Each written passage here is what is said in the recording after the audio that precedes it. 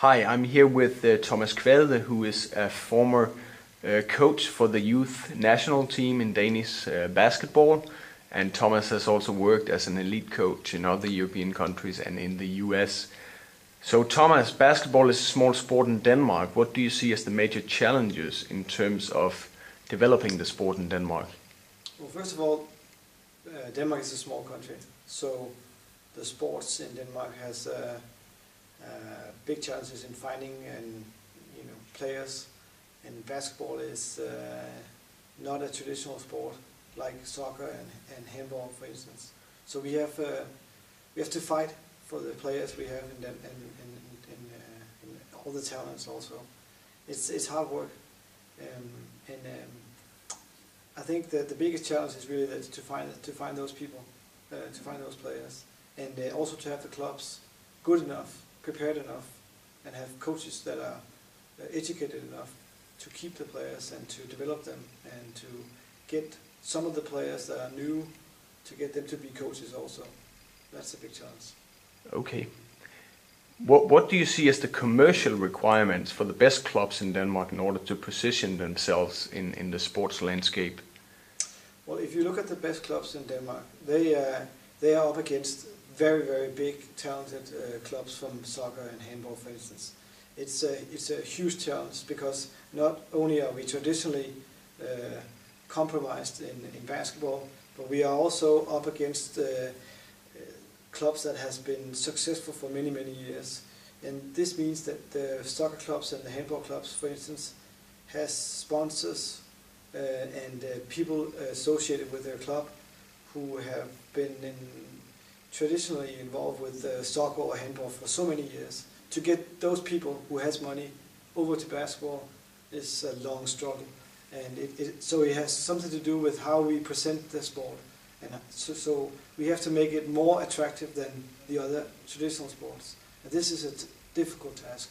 So the bigger clubs in Denmark, they actually have to think out of the box, to do things that all of a sudden is something that everybody wants. And for this to be successful, you have to hire very, very good people with knowledge of this, management people and marketing people.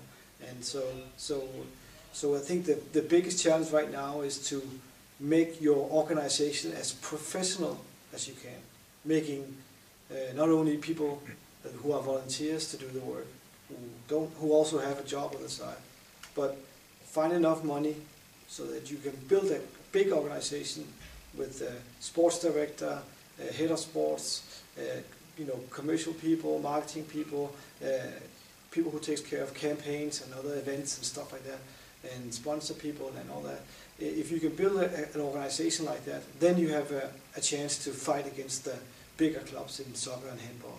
But it's a long struggle, and at most of the clubs in Denmark, we're not even in the process of building that organization. We have a few clubs, like Bakken Bears in Aarhus.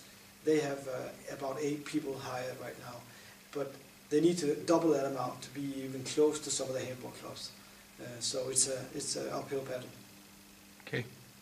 From your perspective, what should these clubs do to attract a bigger fan base? If you look at fans, actually we have a lot of fans in basketball. I think it's because it's a very entertaining sport. Basketball is high speed, up and down. We score a lot of points. In soccer, for instance, you don't score that many goals.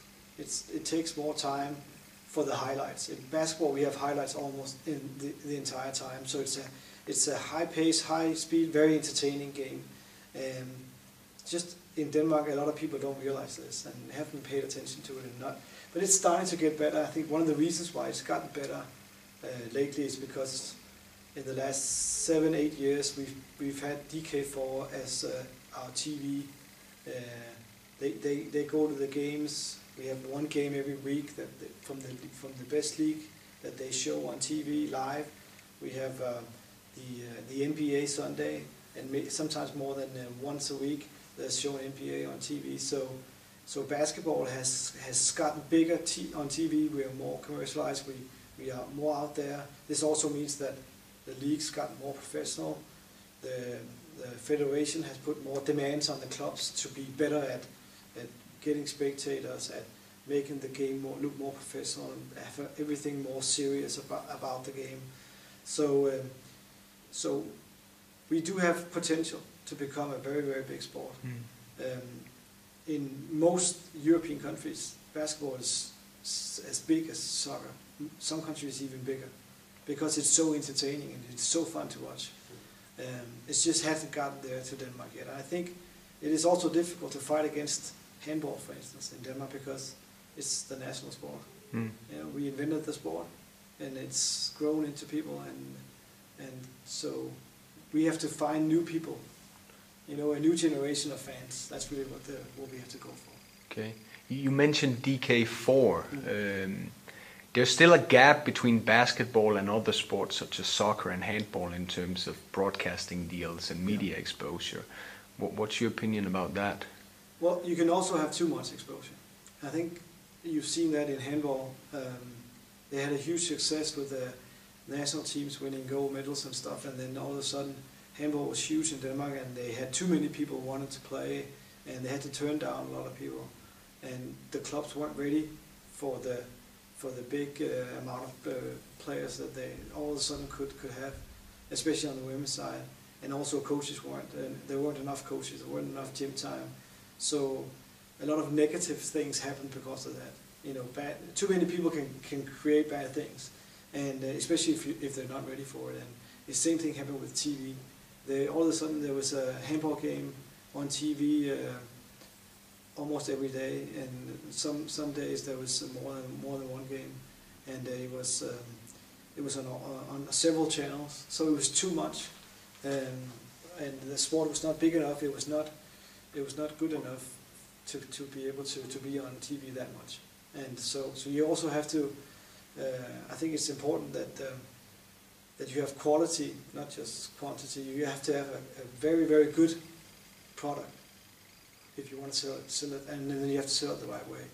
So the way that we've done it in basketball now with DK4, okay, it's a small channel, and it doesn't have the same amount of viewers as some of the national channels, but it is a great channel, and they've dedicated themselves to basketball, and it is what they have that has most viewers, and it's gotten bigger and bigger and bigger and bigger, and they're very professional in what they do, and the product can actually be sold to other channels now, and they have gotten offers. The Danish Basketball Federation have gotten offers from other channels now, but they don't want to sell until they're sure that they can get the same amount of TV time as they get now or more, and so we'll see what happens in the future. It's very exciting what's going to happen in the future.